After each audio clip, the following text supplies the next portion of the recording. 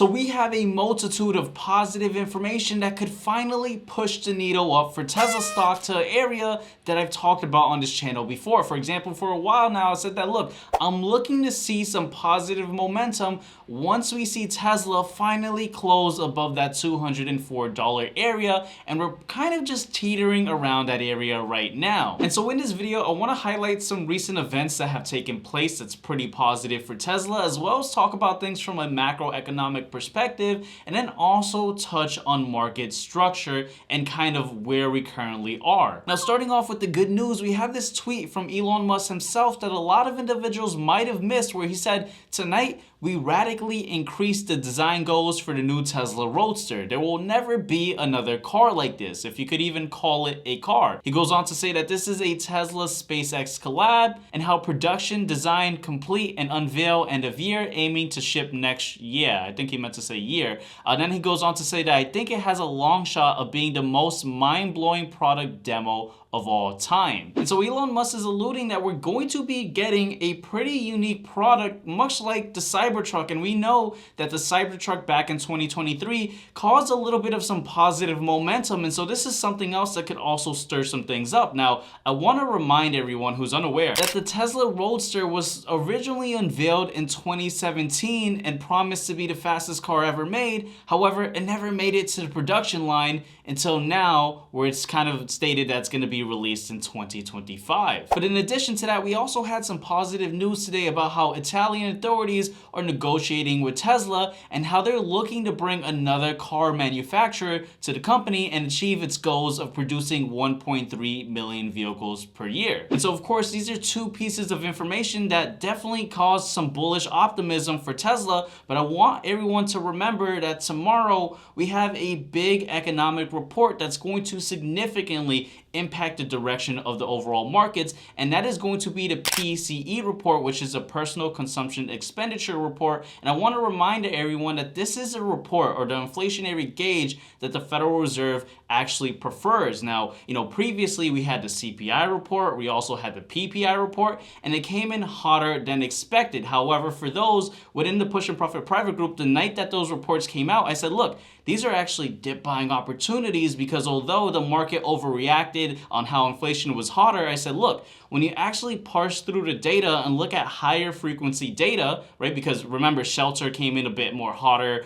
We saw, rents and rents equivalents a little bit hotter. I said, when you look at higher frequency data that isn't reflected in those inflationary reports, we actually still see inflation coming downwards. And so once many individuals started catching on to that, well, guess what? It ended up, like I said, being dip buying opportunities. And in fact, the market did continue going upwards. And so the idea is that this PCE report, not only is it just a preferred gauge of inflation, but it's going to kind of put the nail in the coffin to really kind of provide us with a deeper insight into what's going on with inflation. Because again, the way that it's calculated with the weighting, it's a little bit, in my opinion, a bit better than CPI, because CPI has some lagging data. And so this is going to really tell us a better picture, or provide a better picture and perspective of where inflation is. And of course, if it comes in as expected, which is something that we're going to want to pay attention to, well, the markets are going to absolutely love this. And recently, the 10-year treasury yield has been a bit elevated. And so if we see this, report come in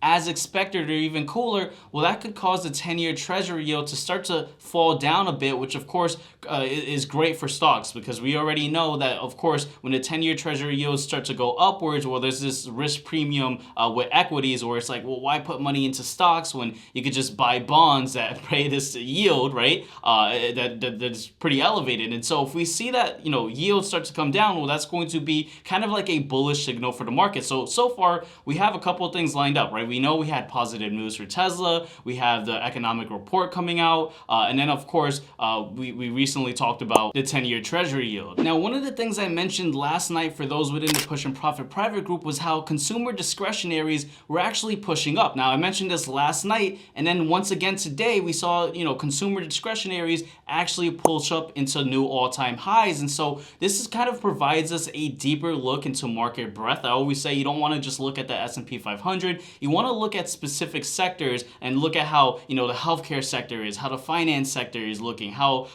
pretty much consumer discretionaries are looking, and of course, several other sectors, because we want to see, is this kind of a top-heavy market? Is it just because of the big tech names? Because when we look at this, the regular S&P 500, well, it puts a lot more weighting on those tech names, and so we want to see that it's not driven by just tech names. You want to see that it's driven by all sorts of other stocks and companies as well, because that kind of provides more of an insulation, or this idea that momentum is there. And in fact, I mentioned this last night, and we are still seeing consumer discretionaries push upwards, which, by the way, for those unaware, ticker symbol XLY is a good gauge to see on consumer discretionary. And one of the things we have to also understand is that there's this idea of sector rotation, and typically when you have one sector performing pretty well, a lot of the stocks bunched in that sector start to perform well as well, right? It sounds a bit odd to say that sentence, but one of the things we also have to remember is that Tesla is pretty much a part of the consumer discretionary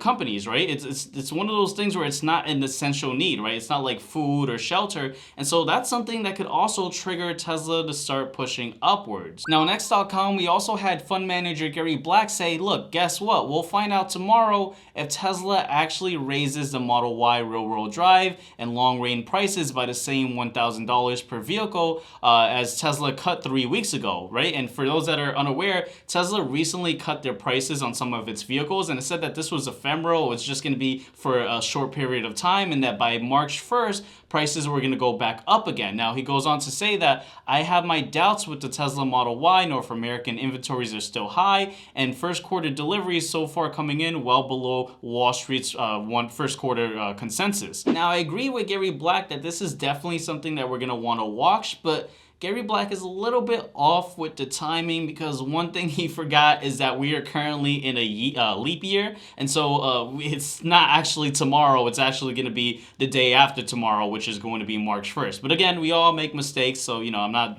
saying anything with Gary Black. He just forgot that it was a leap year, and we actually don't get that information for just 2 more days. But that is something notable, and I'm glad that he brought that up, because that's something that we're going to also want to look into. But now, with that said, I want us to go ahead and hop into my laptop. This way we could just take a look at Tesla stock from a technical perspective as well, and just cover a few other additional items as well. But before we do so, just a friendly reminder that if you have not done so already, consider tapping that subscribe button so that you don't miss out on any future video. And while you're at it, consider checking out the links in the description below, because one of the links is going to be a link to join the Push and Profit private group. And right now we have a sale that expires tomorrow at midnight, where you could join for just $14 the first month. So definitely check that out. You have access to my daily briefings, where every single day I talk about what's going on with the overall markets, just like I did last night, talking about consumer discretionaries. But with that said, let's hop into my laptop. Alrighty, so we are officially in my laptop taking a look at Tesla, and I am absolutely ecstatic. I've been pretty much holding money on the side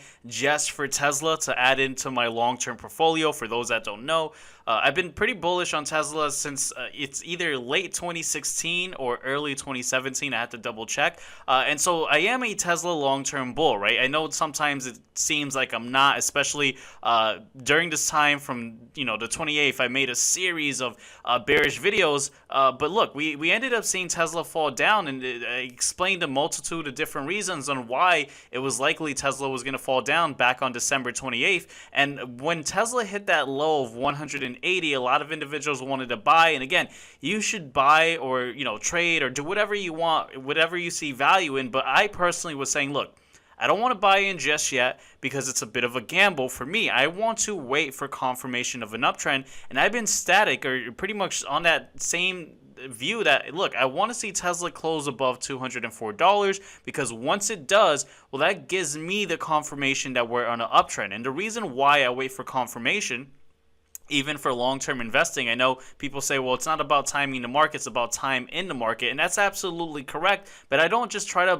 put a lump sum of money on any single dip, because the dip can always get dippier, right? And so around over here, it was honestly too risky for me. I wanted to wait, and I've been patiently waiting for that 204 area, and we might get that. And the good news is that, look, there's low volume relative to price around over here once we break above that $204 area, and so that means that that basically means if there's little, volume relative to price and there's buying pressure, well, this could pop up pretty quickly. And so that's pretty exciting, right? Especially if you are long-term bullish on Tesla. And so one of the things that we're seeing is there's good news. Of course, we want to see how this inflationary report comes out, because look, it could all change very quickly. If it comes out hotter than expected, well, that's not good, and we could see this overall trend fall downwards. But one of the things I just mentioned earlier before we hopped into my laptop was how last night I pointed out to the Push and Profit private group how, look, consumer discretionaries pushing upwards. Today we even made another all-time high, and Tesla is part of that. So we're kind of seeing, things kind of rotate, and that could be beneficial for Tesla. But as far as the SPY, one of the things I also told for those within the Push and Profit private group is that I don't think the momentum is over. A lot of people try to call the tops.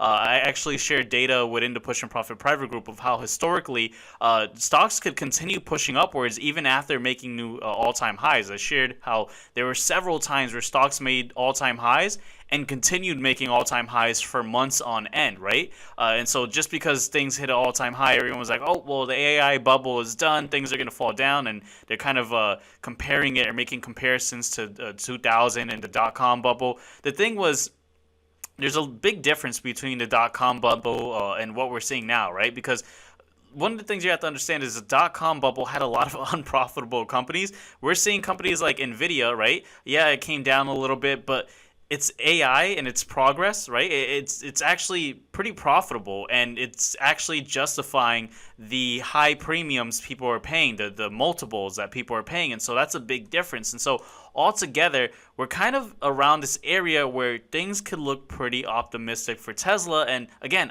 as a long-term Tesla bull, I'm pretty excited. Now, as far as trading Tesla, still have not been trading Tesla. There's been so many other opportunities. For those within the Push and Profit private group, I highlighted it. But definitely, I've been holding money aside specifically for Tesla. I mean, Tesla has money just reserved. I might as well just put a label on it and just call it Tesla, right? I've been pretty much buying other stocks. Like, for example, I'm just going to share how earlier this year I bought into Spotify. Spotify is just absolutely killing it. What's another name that I recently added into? I know I talked about PANW. This is actually a stock that I just bought in today in the long-term portfolio.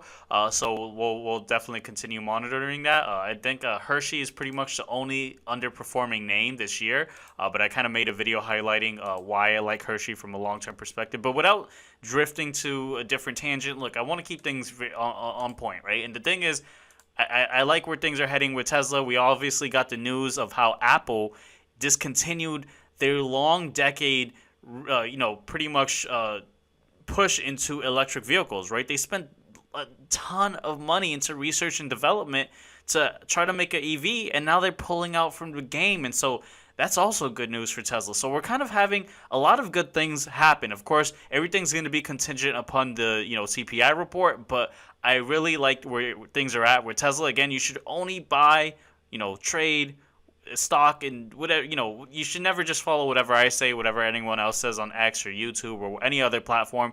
Just do whatever you see value in, right? If you're not comfortable with buying Tesla here, that's fine. I wasn't comfortable here when everyone else was saying, oh, this was the bottom. Because, look, we could have very well went south. In fact, we even fell below at 175, and things are not looking too good. However, things have shifted. The overall market momentum is there, and I'm pretty excited. But with that said, I'll go ahead and leave this video off over here. You guys let me know in the comment section what are your thoughts on Tesla moving forward. And before you guys go, consider checking out this next video right over here, and I'll see you guys on that next video. Take care, guys.